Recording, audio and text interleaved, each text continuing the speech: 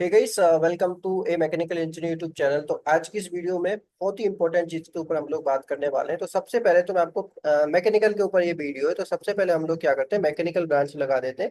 2024 का जो प्लेसमेंट हुआ है उसमें कौन सी एनआईटी है जिसका टॉप प्लेसमेंट हुआ है, और कौन सी एनआईटी आपको चूज करनी चाहिए। उसके बाद में हम लोग जोसा के राउंड से कंपेयर करेंगे कि जो टॉपर्स हैं, जिनकी रैंक अच्छी होती है, वो कौन सी कॉलेज को प्रायोरिटी देते हैं, कौन सी कॉलेज को चूज करते हैं। देखो, जोसा के राउंड 6 की मेरे पास सारी कट ऑफ्स है, और सी सैप का जो सेकंड राउंड होता है, फाइनल राउंड, उसकी मेरे पास सारी कट ऑफ है। तो चलिए, बहुत इंपॉर्टेंट वीडियो है, फटाफट से हम लोग इस वीडियो को स्टार्ट करते हैं। एंड सबसे पहले तो मैं इसमें थोड़ी सी सेटिंग कर देता हूँ। ओके। तो सबसे पहले हम लोग एवरेज प्लेसमेंट देखेंगे कि एवरेज प्लेसमेंट कौन सी एनआईटी का अच्छा हुआ है। ये मैंने यहाँ पे मैकेनिकल ब्रांच सेलेक्ट किया ओनली, ये सारी एनआईटीज हैं। इसमें मैं एवरेज में लार्जेस्ट टू स्मॉलेस्ट कर देता हूँ, और परसेंटेज ऑफ प्लेसमेंट आपको यहाँ पे दिखता रहेगा। तो सबसे पहली जो चॉइस है मैकेनिकल पॉइंट ऑफ व्यू से, एनआईटी वारंगल भरते हैं लोग, उसका एवरेज पैकेज 15.5 है, और प्लेसमेंट भी अच्छा है, 86% ऑलमोस्ट। फिर एनआईटी सूरतकल, यहाँ पे आप देख सकते हो, एनआईटी सूरतकल का एवरेज 12.83 है। फिर एनआईटी तिरछी आती है 12.2 से। तिरछी में आपको सबसे खास बात क्या मिलेगी, जो टॉपर्स होते हैं वो तिरछी को क्यों भरते हैं, क्योंकि इसका परसेंटेज ऑफ प्लेसमेंट बहुत अच्छा होता है। आप कोई भी ब्रांच उठा के देख लो, परसेंटेज ऑफ प्लेसमेंट आपको बहुत अच्छा मिलेगा। इसका मतलब ये है कि अगर आप तिरछी में ब्रांच लेते हो मैकेनिकल, तो आपको वहाँ पे जॉब ऑफर ज्यादा मिल सकते हैं। एवरेज हालांकि कम है, 12.26 है, बट ये जो है ये काफी अच्छा है। फिर आप राहुल केला को देखोगे तो 12.2 है, परसेंटेज प्लेस में 8.5 है। फिर देखो, एनआईटी नागपुर है, ये थोड़े सरप्राइजिंग नंबर दिए 2024 में। एनआईटी नागपुर का जो एवरेज है 10.77 है, या 92% प्लेसमेंट है। ये जो तीनों कॉलेज हैं, इनमें कट ऑन कट रहता है, एनआईटी जयपुर, इलाहाबाद और नागपुर। तो एनआईटी नागपुर, उसके बाद में इलाहाबाद, इसमें तो कोई डाउट नहीं है, एनआईटी इलाहाबाद जयपुर से ऊपर है। इलाहाबाद में 10.61 का एवरेज और 96% प्लेसमेंट है। ये जो डेटा है ये बहुत इंपॉर्टेंट होता है कि कितने कंपनी जाती है मैकेनिकल के लिए। एनआईटी जयपुर का 2024 में प्लेसमेंट कम हुआ है, हालांकि 2023 2022 में काफी अच्छा होता था, लेकिन 2024 में एवरेज 10.59 है।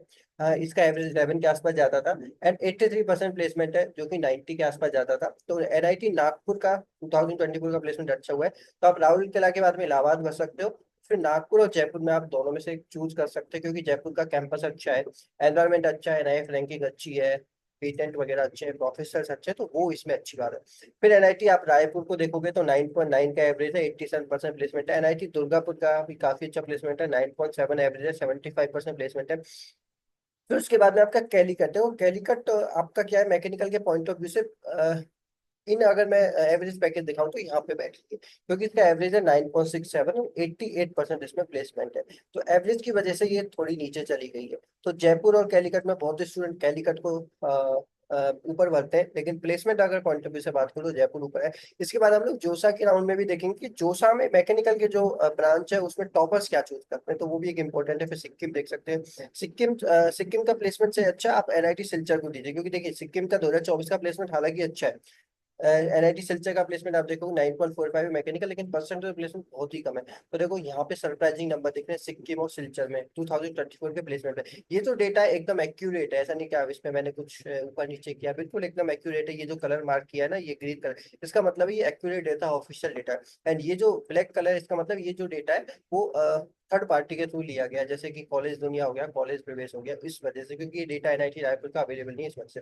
फिर आप एनआईटी भोपाल भर सकते हो, फिर आप एनआईटी जमशेदपुर भर सकते हो मैकेनिकल के लिए, इसका काफी अच्छा 91% प्लेसमेंट है। एनआईटी जमशेदपुर बहुत अच्छी एनआईटी है। फिर आप एनआईटी सूरत भर सकते हो, इसका 8.9 एवरेज है और 75% प्लेसमेंट है। फिर आप ये उत्तराखंड श्रीनगर कुरुक्षेत्र देखो, काफी नीचे है, क्योंकि एवरेज 8.23 है, लेकिन इसका 86% प्लेसमेंट है। तो देखो, इन ये जो कॉलेज है, इन कॉलेज में आपको कौन सी कॉलेज भरोगे, सूरत, उत्तराखंड, श्रीनगर, कुरुक्षेत्र और जलंधर में। डेफिनेटली आपको कुरुक्षेत्र बनना चाहिए या फिर जलंधर बनना चाहिए, क्योंकि देखो जलंधर का 100% प्लेसमेंट है मैकेनिकल, यानी कि बहुत सी कंपनी जाती है यहाँ पे। एंड यहाँ पे 86% प्लेसमेंट है। तो ये जो परसेंटेज ऑफ प्लेसमेंट है, इसको भी आपको प्रायोरिटी देनी है। ये तो मैंने एवरेज के हिसाब से शॉर्टलिस्ट किया है। इसके बाद में अगर मैं आपको परसेंटेज ऑफ प्लेसमेंट के हिसाब से इसको शॉर्टलिस्ट करके दिखाऊँ ना, तो देखो इसको मैं अगर लार्जेस्ट टू स्मॉलेस्ट करता हूँ, तो यहाँ पे देखो जलंधर सबसे टॉप पे बैठ जाती है, क्योंकि 100% प्लेसमेंट है। फिर इसके बाद एनआईटी हमीरपुर का भी 98% प्लेसमेंट है, एवरेज हालांकि काफी कम है। इलाहाबाद का दोनों ही अच्छा है, एवरेज परसेंटेज प्लेसमेंट, फिर नागपुर हो गया, फिर जमशेदपुर, अगरतला, फिर तिरची, फिर कलिकट, फिर रायपुर, क्योंकि ये परसेंटेज प्लेसमेंट के हिसाब से शॉर्ट लिस्ट है। इसके बाद देखो एनआईटी अगरतला का 91% प्लेसमेंट है, लेकिन एवरेज काफी कम है, 6.96 है। तो मैकेनिकल के हिसाब से अगर आपको कॉलेज चूज करनी है, तो मैं आपको फिर से समराइज कर देता हूँ मेरे पॉइंट ऑफ व्यू से आपको कौन सी कॉलेज लेनी चाहिए। मैं इसको एवरेज के हिसाब से शॉर्ट लिस्ट करते हैं हम लोग, ठीक है। मैं आपको ये बताऊंगा कि कौन सी एनआईटी आपको मैकेनिकल के लिए लेनी चाहिए। अब हम टॉपर्स की देख लेते हैं कि टॉपर्स की क्या चॉइस रहती है।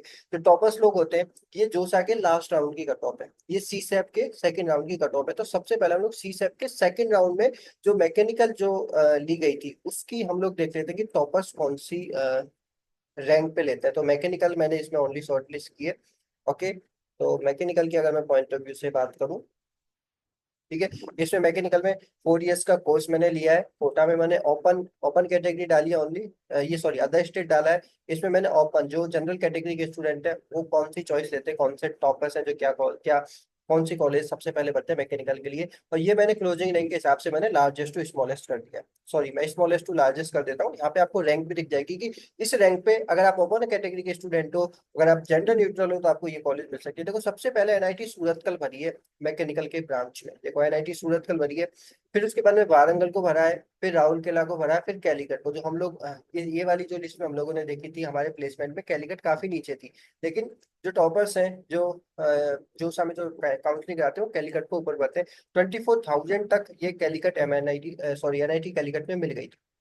फिर एनआईटी इलाहाबाद को भरा है, फिर नागपुर को भरा है। देखो नागपुर में मैंने आपको बताया था, सरप्राइजिंग नंबर मुझे देखने को मिले थे, नागपुर का प्लेसमेंट काफी अच्छा मुझे देखने को मिला था। वो यहाँ पे आपको देखने को मिला है कि नागपुर का जो है क्लोजिंग रैंक 26,000 पे मिली है।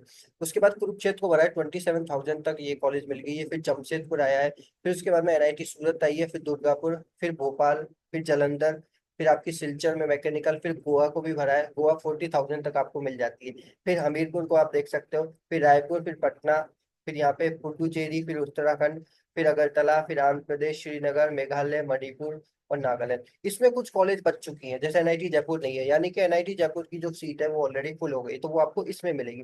अब जोसा का जो राउंड 5 होता है, उसमें मैं आपको दिखा देता हूँ कि उसके हिसाब से कि मैकेनिकल जो है वो टॉपर्स ने कौन सी कॉलेज को भरा है। क्योंकि सी सेम में, जैसे कि एनआईटी जयपुर में सी सेम में नहीं मिली थी, इसका मतलब वो ऑलरेडी फिल हो चुकी थी।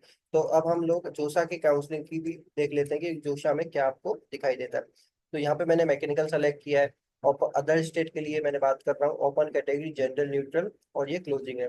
इसमें हम लोग क्या देख रहे हैं कि जो हर साल जो स्टूडेंट काउंसलिंग कराते हैं, क्योंकि बहुत सारे स्टूडेंट काउंसलिंग कराते हैं, हो सकता है कि एक दो स्टूडेंट से गलती हो गई हो, ठीक है, वो उस कॉलेज को नहीं भरते, लेकिन ये भी एक आपको भरना चाहिए। इसके हिसाब से भी आप कॉलेज की लिस्ट भर सकते हो। जैसे कि मैंने इसमें सबसे पहले स्मॉलेस्ट टू लार्जेस्ट कर देता हूँ। यहाँ पे आप रैंक भी देख सकते हो कि आपको कौन सी रैंक पे ये कॉलेज मिल सकती है, ठीक है। इसको मैं हाइड कर देता हूँ पहले। आई थिंक आपको आपके लिए देखना होगा। देखो एनआईटी तिरची आपको सीसे वाले राउंड में नहीं थी, ठीक है, यहाँ पे सूरत कल से स्टार्ट हुआ था।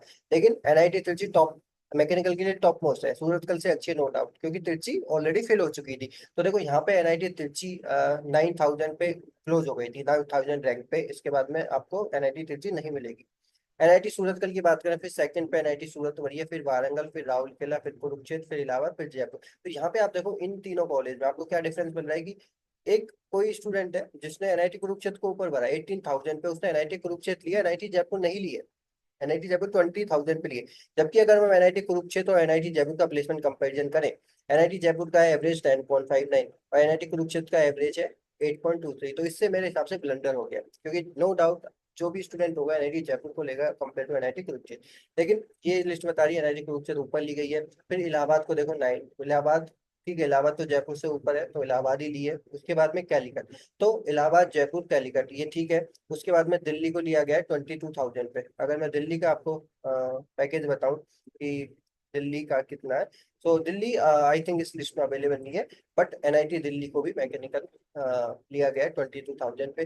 फिर उसके बाद में नागपुर को लिया है, नागपुर मैंने आपको बता दी अच्छी एनआईटी है। फिर कुरुक्षेत्र, फिर सूरत, फिर दुर्गापुर, फिर जमशेदपुर को लिया है। उसके बाद में भोपाल आई है, भोपाल का भी काफी अच्छा पैकेज है। फिर जालंधर को लिया है, फिर एनआईटी गोवा, सिलचर, हमीरपुर, रायपुर, पटना, उत्तराखंड, आंध्र प्रदेश, पुडुचेरी, सिक्किम, श्रीनगर, फिर ये जो एनआईटी है जो नीचे आती है उन एनआईटी को लिया है। आपको लास्ट में अगर आपको मैकेनिकल इंजीनियर लेनी है तो आप एनआईटी जयपुर में 52,000 तक आपको मिजोरम मिल जाएगी। लेकिन अगर अगर हम मैं आपको मिजोरम का प्लेसमेंट दिखाऊं कि मिजोरम का प्लेसमेंट कैसा है, आपको लेना चाहिए, मैं मिजोरम का ओनली 15% प्लेसमेंट है, तो अवॉइड कीजिए एनआईटी मिजोरम लेना।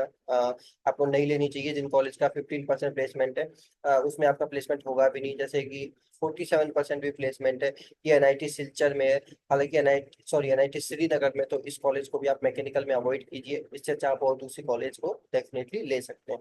तो देखो ये जो लिस्ट है ऑलमोस्ट करेक्ट है, इसको आप फॉलो कर सकते हैं। मैं आपको बता देता हूँ कि मेरे हिसाब से अगर आप मैकेनिकल लेते हो तो कौन सी कॉलेज आप बच सकते हो। एनआईटी वारंगल, फिर सूरतकल, फिर आपको तिरची बनना है, फिर आपको कैलीकट बनना है, उसके बाद में इलाहाबाद, फिर कैलीकट, फिर जयपुर, फिर नागपुर, फिर राउरकेला, फिर आपको दुर्गापुर बच सकते हो, फिर आप एनआईटी फिर आप दुर्गापुर के बाद में आप भोपाल बच सकते हो, फिर रायपुर बच सकते हो, उसके बाद में आप जमशेदपुर बच सकते हो, फिर आप सिलचर बच सकते हो, और सिलचर से ऊपर आप सूरत को भर सकते हो।